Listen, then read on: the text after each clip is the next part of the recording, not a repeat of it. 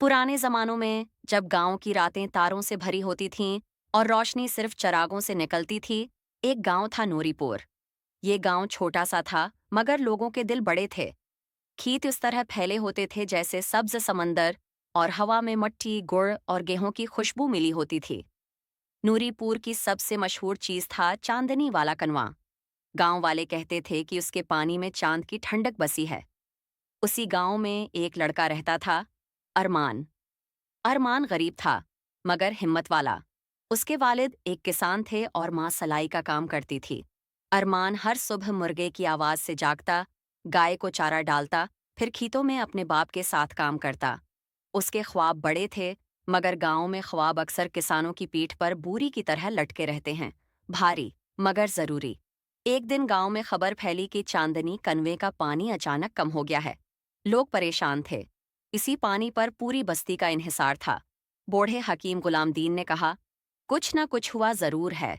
कनवा नाराज तब होता है जब गांव में कोई बेईमानी होती है। लोग चुप रहे, मगर सबके दिलों में सवाल था, बेईमानी किसने की? अरमान इस मसले को हल करने की ठान चुका था। वो हर रात खेतों में बैठकर सोचता और आसमान देखकर कहता, मैं छोटा जरूर हूं, मगर कुछ न कुछ तो कर ही सकता हूं। अगली रात उसने कनवे के पास पहरा देने का फैसला किया। चांद पूरा था, उसकी रोशनी पानी पर ऐसे पड़ रही थी जैसे दूध का प्याला हो। उरमान चुपचाप दरख्त के पीछे बैठ गया। आधी रात गुजरी ही थी कि उसे कदमों की आवाज सुनाई दी। कोई पांव दबाकर कनवे की तरफ बढ़ रहा था। वो शख्स कोई और नहीं, कमाल ठेकेदार था। गांव वाला हर शख्स जानता था कि कमाल का दिल इतना साफ नहीं जितना वो अपनी बातों में जाहिर करता था। अरमान ने देखा कि कमाल कनवे के पास पहुंचकर रस्सी बांधने लगा और कनवे के अंदर झांक कर कुछ चेक किया। फिर उसने एक लकड़ी उठाई और किनारे पर रखे पत्थरों को हटाना शुरू किया। अरमान हैरान हो गया। कमाल कनवे के नीचे मौजूद जेरे जमीन पानी का रास्ता बंद कर रहा था, ताकि पूरे गांव को पानी की कमी का डर लगे और वो अपने टिंकर से मुना मांगे पैसे कमा सके। अरमान का खून खोल उठा, मगर वो जानता था कि वो अकेला है और कमाल ताकतवर आदमी। लिहाजा उसने खामोशी से हर चीज देखी और वापस घर गया। सुबह उसने अपने बाप, अम्मी और फिर बड़े बुजुर्गों को जमा किया और सबको रात का माजरा सुनाया। पहले पहल किसी को यकीन न आया, मगर अरमान ऐसी बात झूठ में कभी नहीं कहता था। गांव के लोग उसके साथ कनवे पर गए। उन्हें जमीन पर ताज़ा मिट्टी, लकड़ी के निशान और हटाए गए पत्थर देखकर सब कुछ समझ आ गया। लोग गुस्से में कमाल के घर पहुंच गए। वो बाहर निकला तो जैसे उसके चेहरे का रंग उतर गया।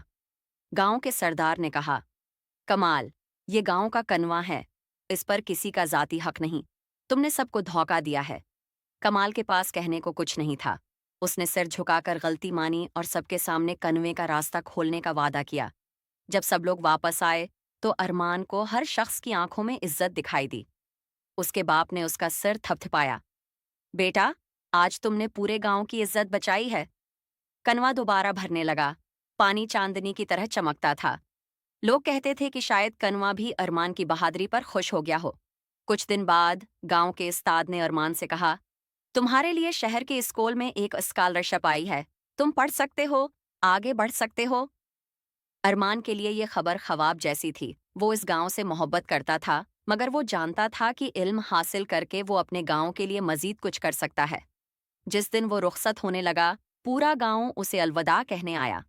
हकीम गुलाम दीन ने उसके हाथ पर हाथ रखा और कहा,